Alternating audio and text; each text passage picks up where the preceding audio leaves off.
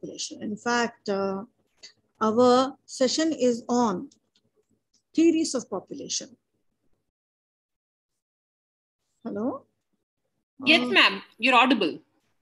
Are you able to hear my voice? Yes, ma'am. Yes, very clearly. Some of your voice I'm not able to. I request you to use the chat box. I think some technical problem probably I'm facing with my system. Today I'm using my desktop and it is having little bit problem.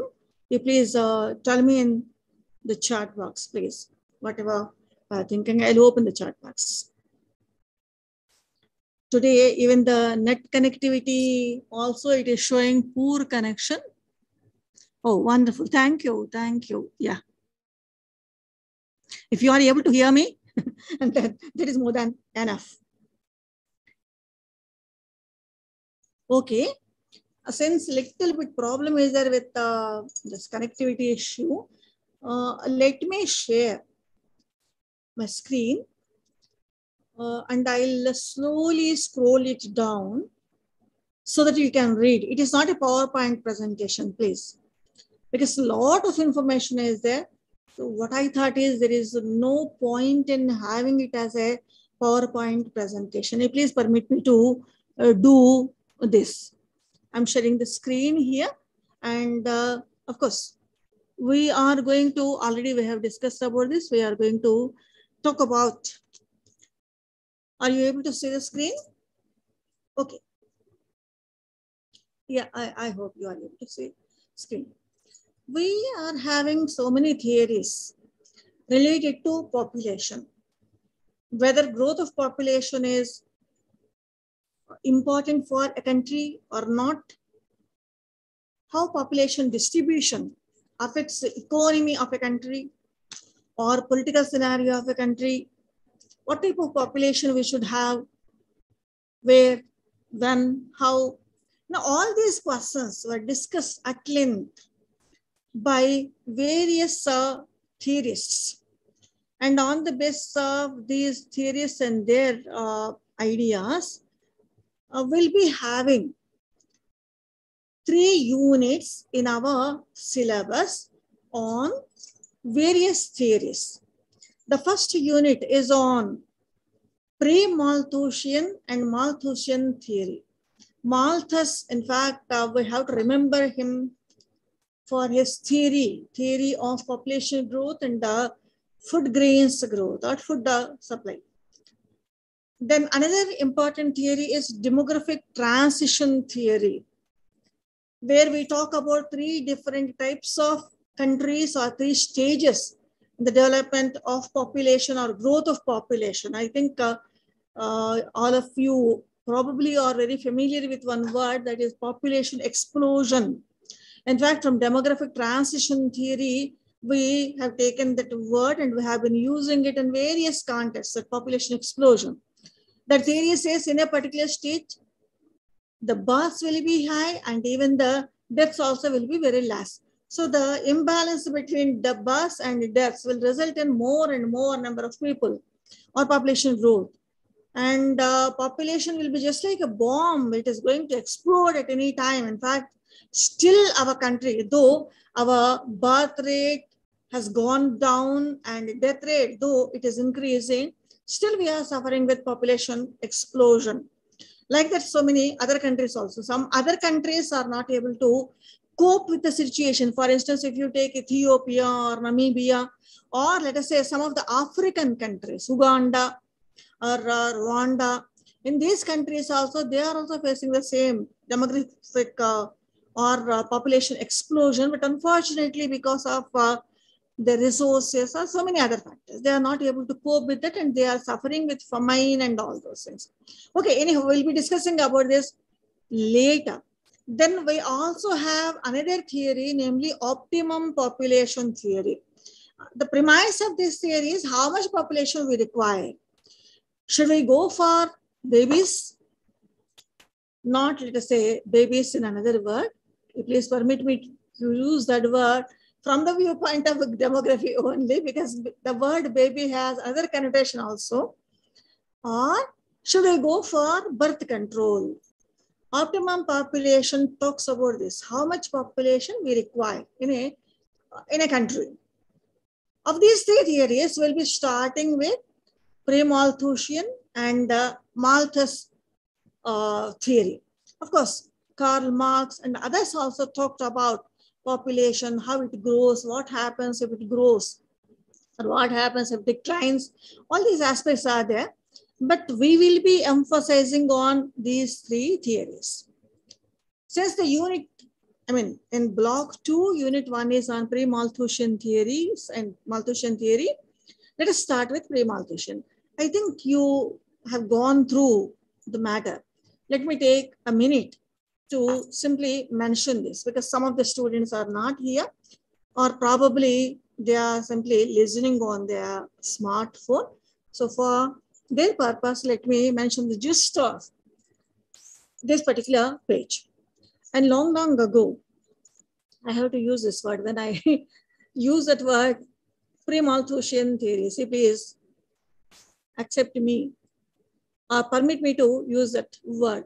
Since time immemorial, we have been talking about population, its growth, etc., etc.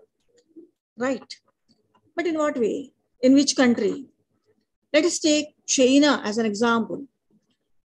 A very famous philosopher, Confucius, he is one among us, the very famous ancient philosophers. Similarly, in our country, the Arthashastra writer, Kautilya. In Arabic countries, once upon a time, it was, the entire area was known as Arab.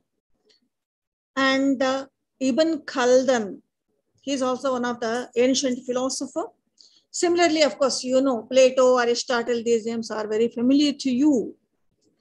These people talked about population, its growth, and all those things.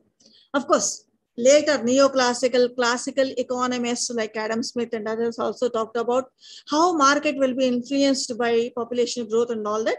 But our emphasis mostly will be on these people. Let me take a simplest example. Let us take our own country as an example.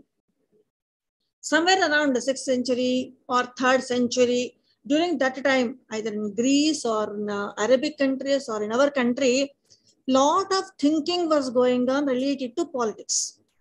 All of you are well aware Socrates, I think his name is familiar to you, Guruji of Plato, and Aristotle, who is a disciple of Plato. In fact, Plato was a person who motivated, trained, and also acted as a catalyst to the Emperor Alexander to go around to different countries and invade them. All of you are well aware of this story. But why? What is the reason? What Kautilya or Plato, these people say? For instance, if you take Arthashastra, Arthashastra is not about economy because we have 4 Purusharthas, Dharma, Artha, Kama, Moksha. Dharma is nothing but it is not, let us say, giving alms and all those things. So no. Dharma means various rules and regulations which we have to follow while doing our everyday, day-to-day activities, whether they are our household activities, domestic activities, or outside activities, or economic enterprises, or political scenario. I mean, you name all the activities which we will be doing for our every day-to-day life. All these activities are termed as Artha. And whatever you require, you means, quote unquote, the human being requires for the benefit of his psychological health, that is known as Kama. For instance, Vasantosava was a part of our life once upon a time during Kautilya's period. Why? Because at least once in a year, we have to go for some kind of resort or some kind of, let us say, place where we will forget about our entire responsibilities and we can enjoy our life. So like this, Artha is one of the Purushartha. And Artha includes political life also. And that is the reason Kautilya's Arthashastra is about our day-to-day activities, economic, political, and you name it. Kautilya talks about how a nation should be or how a country should be. What he says is, we require praja. And what is meant by this praja?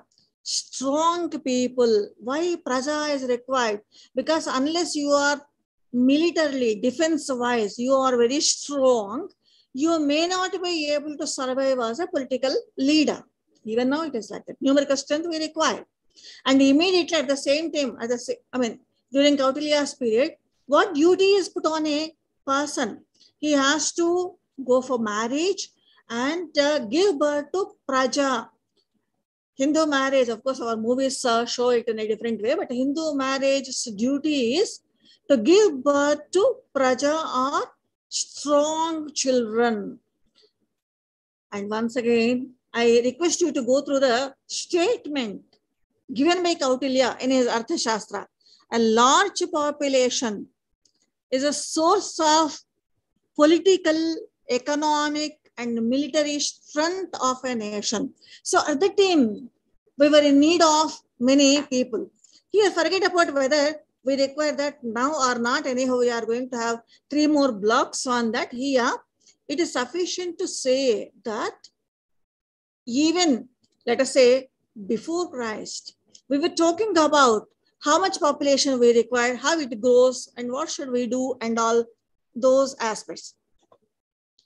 Similar theories we can come across when we read even Khaldun or Plato or later Greek philosophers and all that. Then mainly economists, Adam Smith, Ricardo, these persons, they are termed as classical economists. Their emphasis is on market economy and how market rules us. In fact, Adam Smith propounded a theory of invisible hand. What he says is market will be going on, will be producing, will be distributing those things, and will be consuming, will be keeping some things aside for as capital and all that. But when the population grows, then what happens?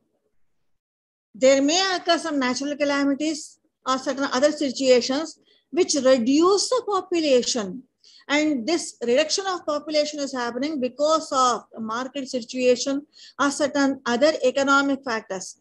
Adam Smith and other classical economists, they talk about all these things. But even here also we are talking about population growth, optimum population, how much population we require for our political strength or military strength or economic strength.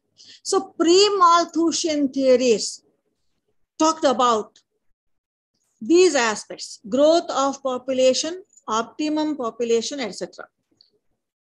That was prior to 18th century, right? 18th century is a benchmark for our population theories. Oh, in what way? The reason is, for the first time, one essay was written by Thomas Malthus in the year 1798, that is Principle of Population. In this, he has clearly described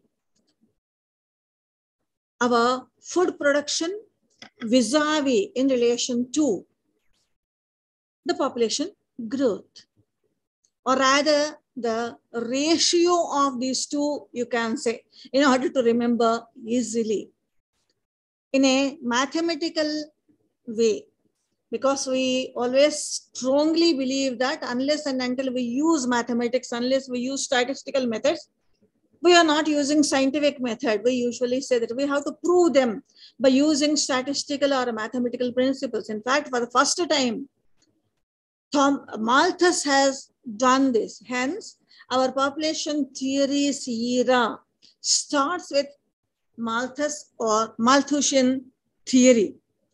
Here, what he talked about is a population growth follows one particular way and our food production follows in another way. These are known as arithmetic growth and geographical growth. These two are mathematical principles. I think most of you are well aware of it.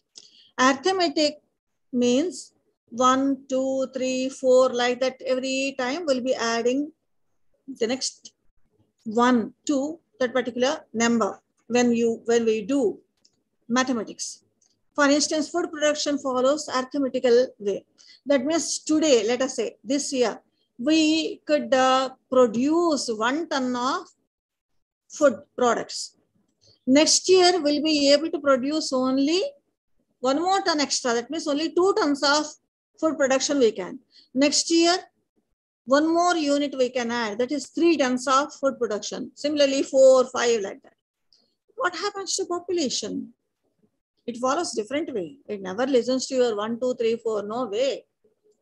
It follows geometrical way, where you will be doubling it.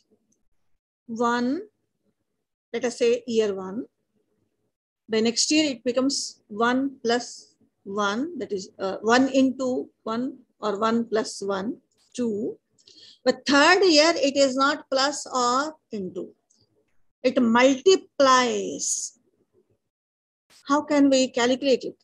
2 is there. Let us say 1 person was there when we produced. Of course, this sounds like little bit ridiculous, but let us see for the purpose of our convenience.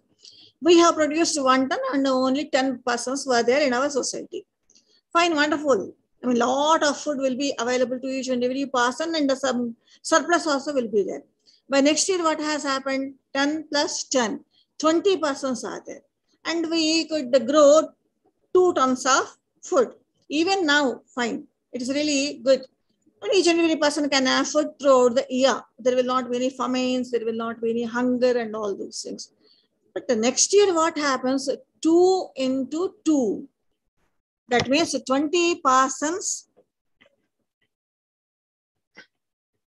into 20 persons. How many people are going to be there? 400 members are going to be there. Whereas your food production is only 3 tons. Even 400 members, okay, somehow they'll manage. By next year, what happens? 400 into 400. Then how much it will be? Please calculate. How much?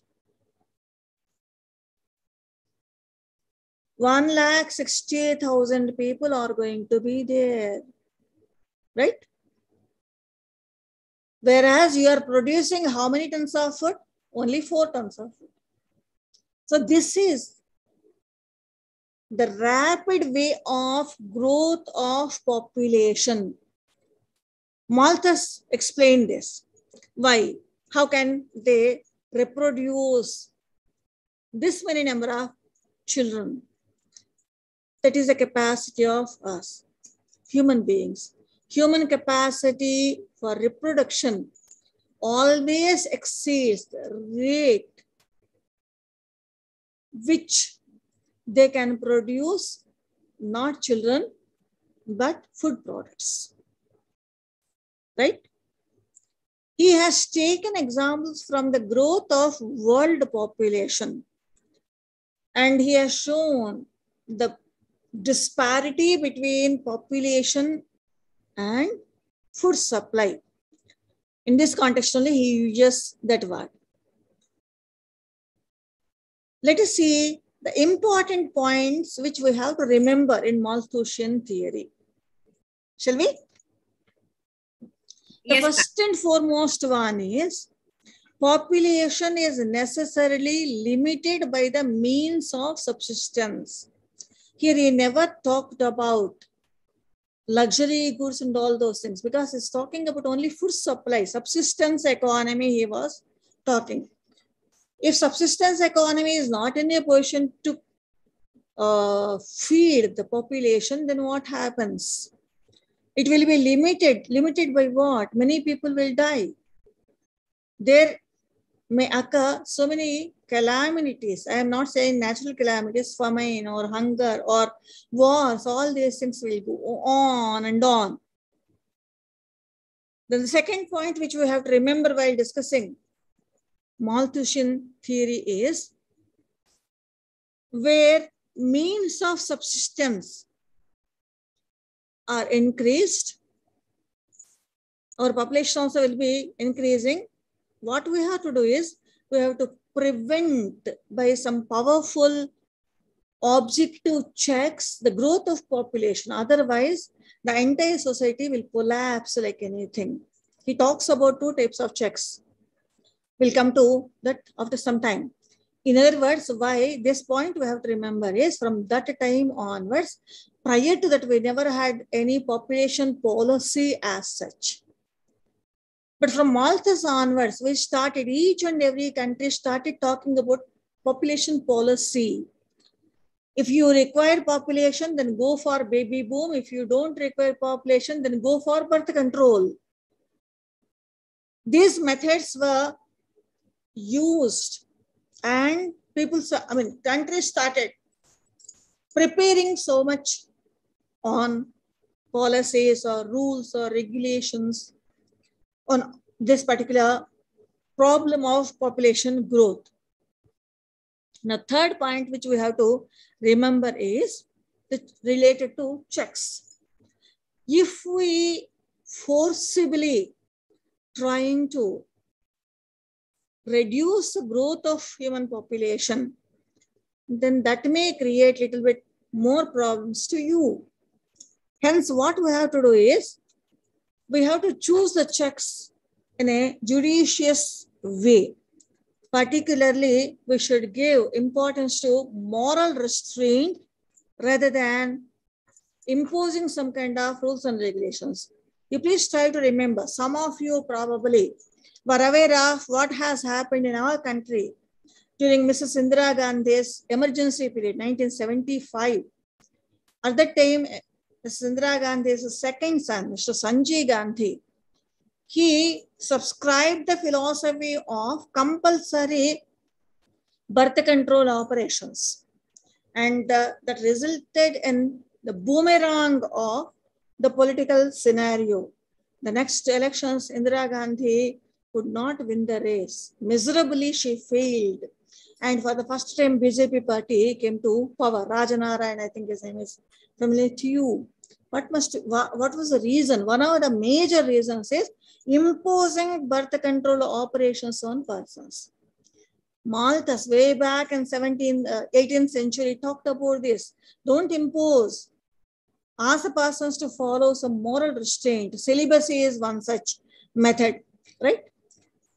Now, Malthus proposes the three premises, and he has given a lot of importance to man and his psychological situation. Now, here, in order to control the population, which aspect is very, very important? Maintenance of life is very important. From there, he has started. What is meant by maintenance of life? How this maintenance of life is creating certain situations or characteristics of human beings. We have to have food, right? I think most of you have had your lunch. Probably you are not feeling hungry since you had your lunch. But those who could not have their lunch, I can imagine their situation. They are craving for some food.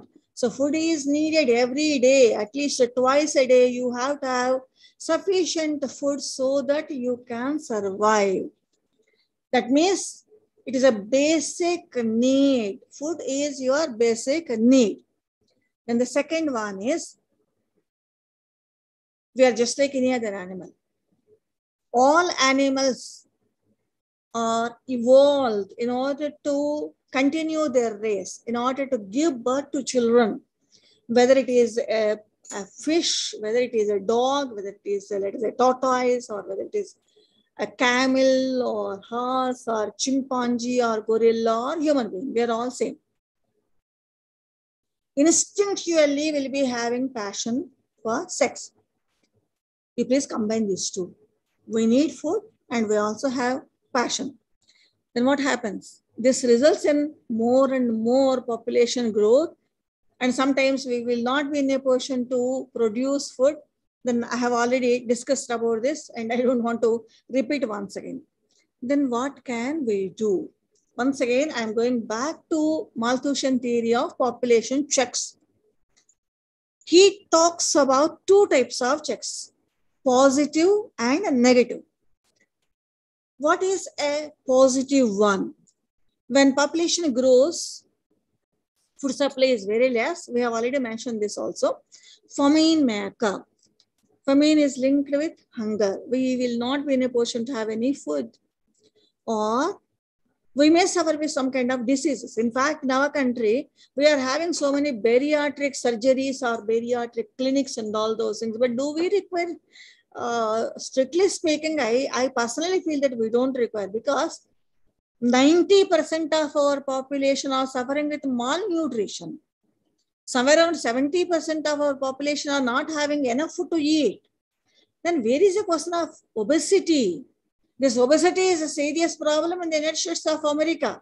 They require bariatric surgeries and all those things, but we don't require it. Unfortunately, what is happening is our doctors are going to the United States of America or certain other European countries, and they are bringing whatever knowledge they acquired there, and they are bringing it, and here they are having their own clinics. Now, I am not criticizing them, but what I am planning to impress upon you is, because of malnutrition, because of lack of food, we may suffer with a variety of diseases. Not only that, if food is not there, war occurs. That may be, let us say, within the family, between the families, in a community, or at national level also.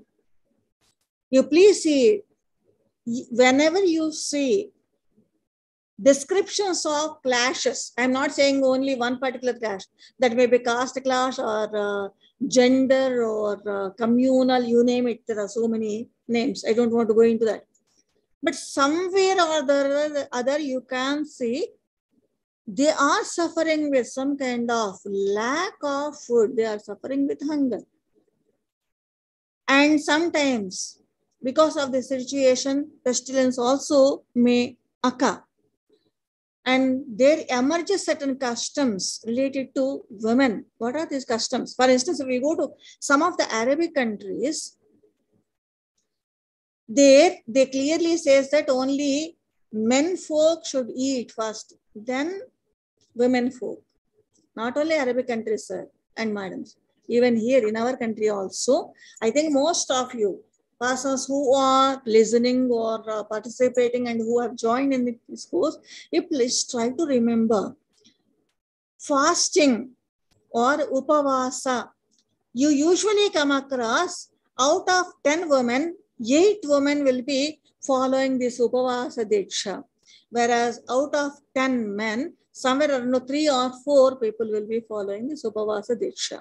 Why? What is the reason? The reason is the food is very less, limited.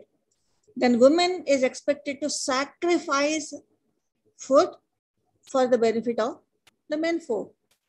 Here, you please try to understand what is the position of women. Women's position is degraded. Women will never be seen on par with men. This may result, the serious level is female infanticide. Let me give an example. Eskimos, I think the same is familiar to you. Eskimos have female infanticide as a custom.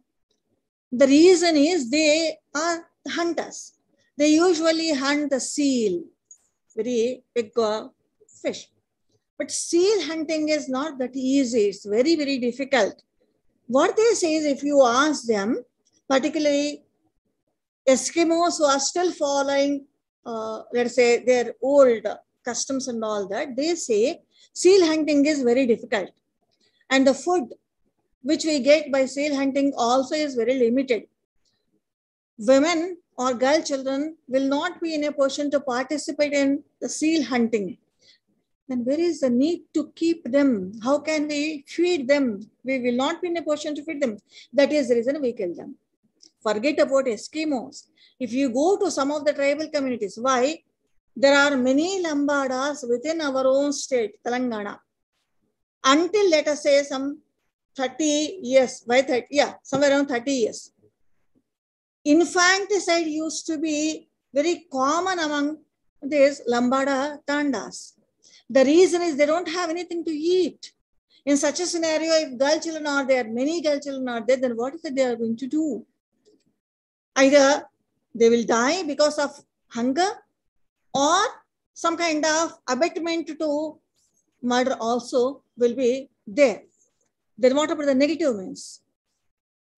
He talks about artificial means of birth control as an alternative in order to reduce the birth rate, but he gives importance to moral restraint or chastity or postponing marriage. These, Malthus says, are good measures to control the growth of population. This positive and preventive checks and negative checks is very, very important aspect of Malthusian theory. Positive checks, he calls them as preventive checks also. But Malthus' theory was not accepted by all. It was criticized by many people. It was challenged by many people. Let us see the grounds of these challenges or criticism. I'll take half a minute here. You please come to your chart. I would like to know whether you are able to understand. Just now I have talked about many points here. Are you able to understand all this?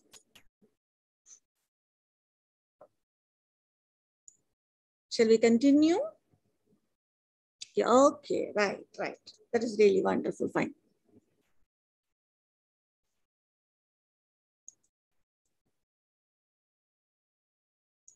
Okay, the first ground of challenge or criticism, let us say, the ratios, arithmetic and the geographical ratio. This was questioned vehemently by many critics. Here, Malthus, once again, I am trying to refresh your memory. Malthus argued that population rarely grows in geometric way. But here, it was not proved in all countries. It was not tested in all countries.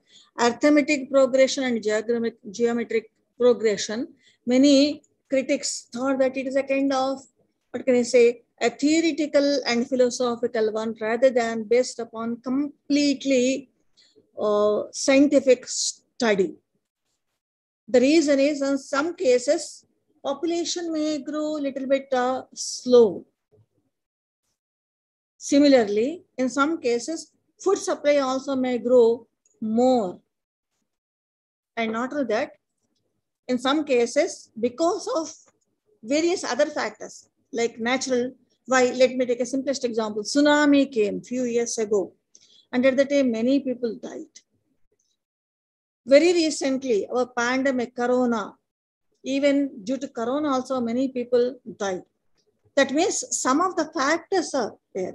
For instance, 1920, when I have already mentioned this in our previous sessions also, when locust entered into various countries, including our country,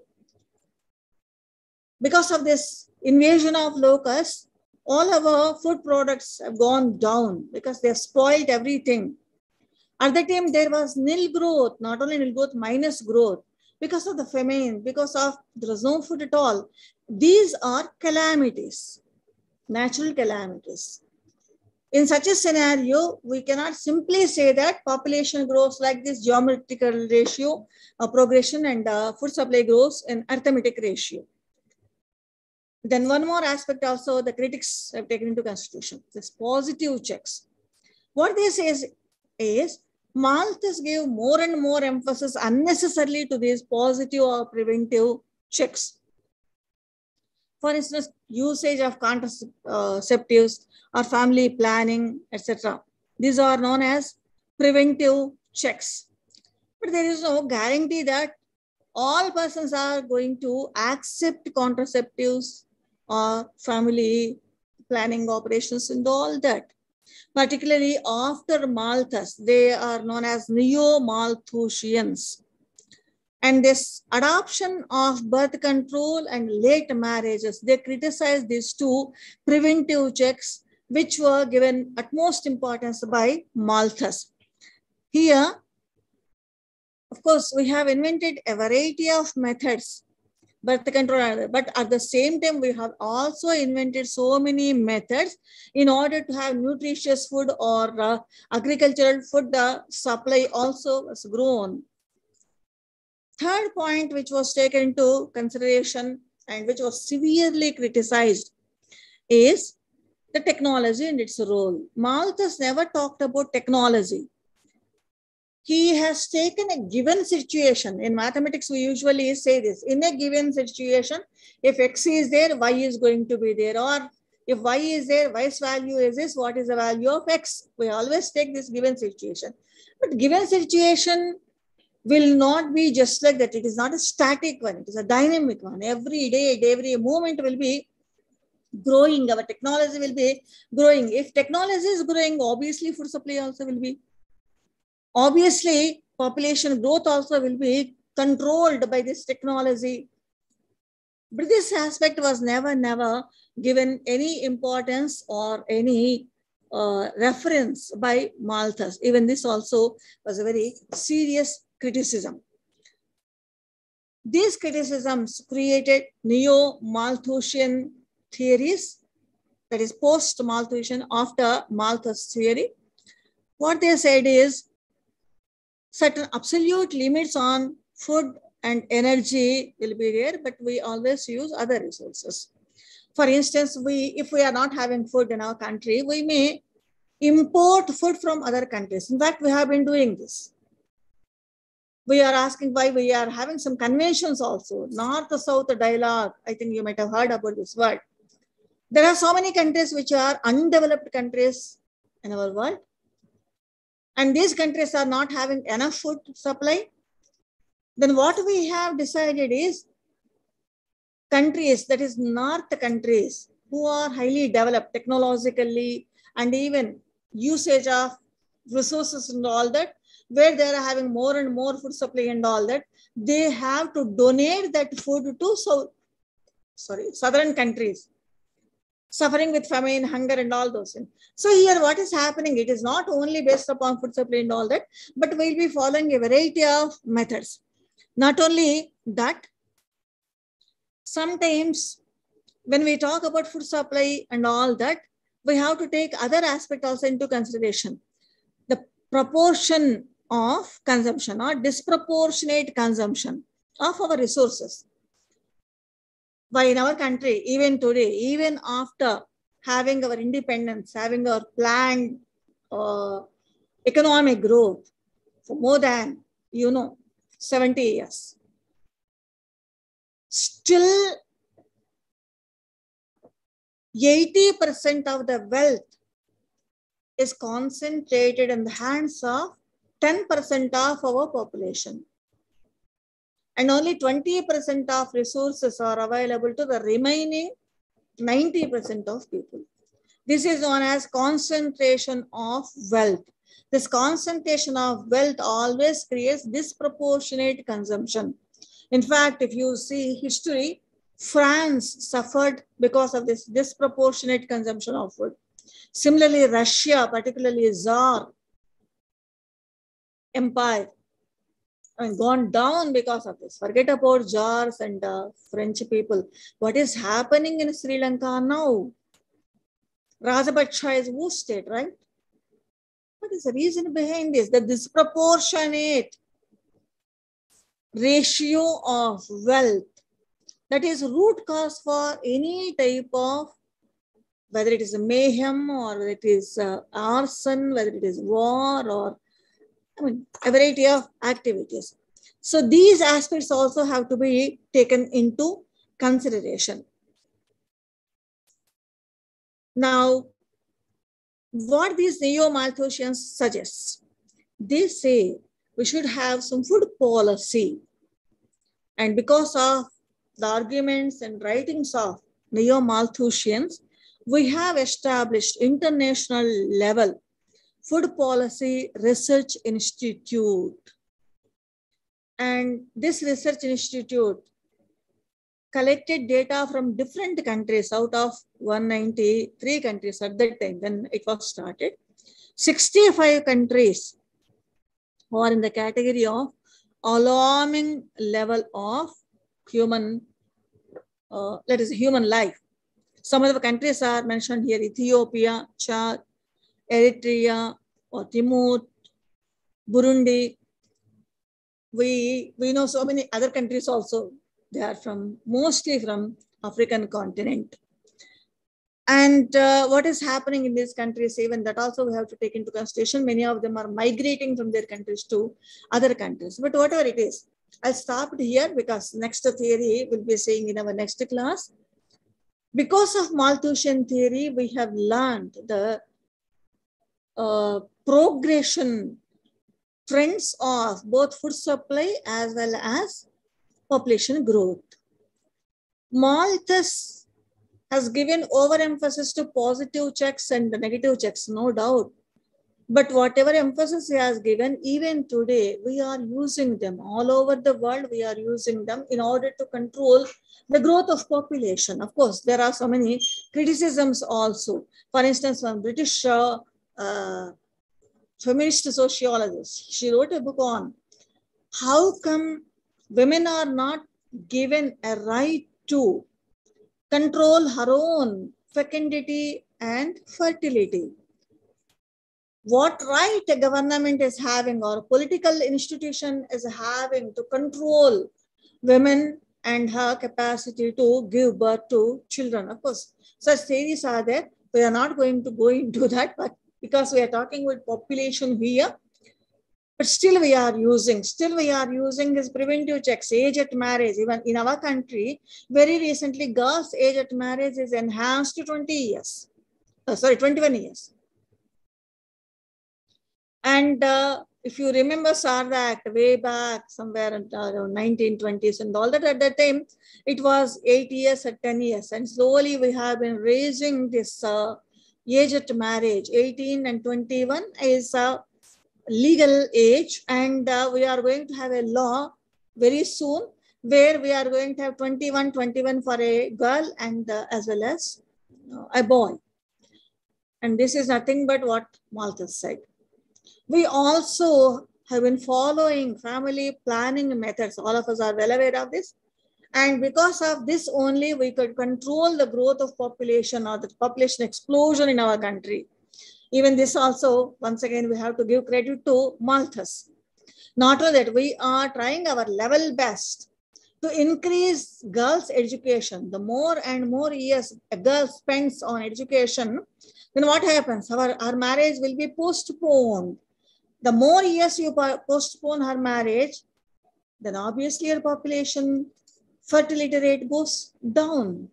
Many times, girls, if they are educated, if they are going towards career-based education, then they will definitely postpone their marriage. If they postpone marriage, then population growth can be controlled.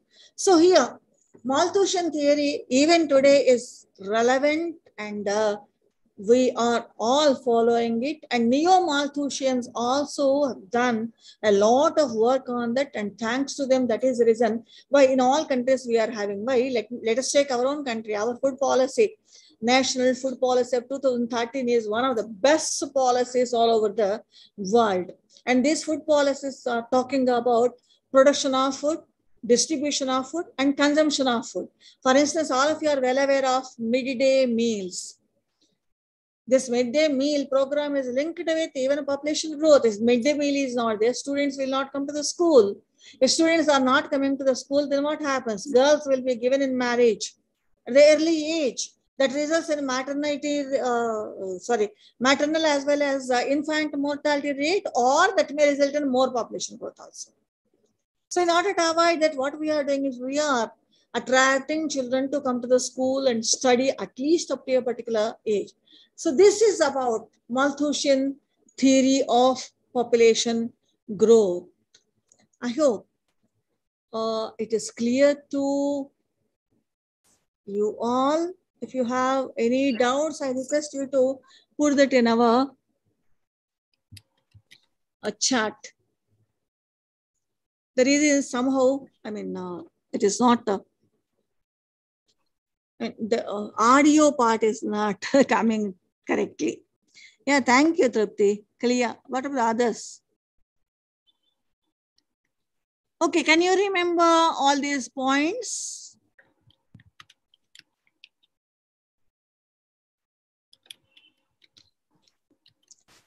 Oh, good. So today, I request you to permit me to stop it here. We'll have our next session tomorrow at the same time. Today I have to stop because I have another meeting, Zoom meeting immediately. That is the reason. So thank you very much. Until tomorrow, please go through the text material which you are having. And tomorrow, if you are having any doubts, we can discuss about that. Okay? Until then, see you. Take care.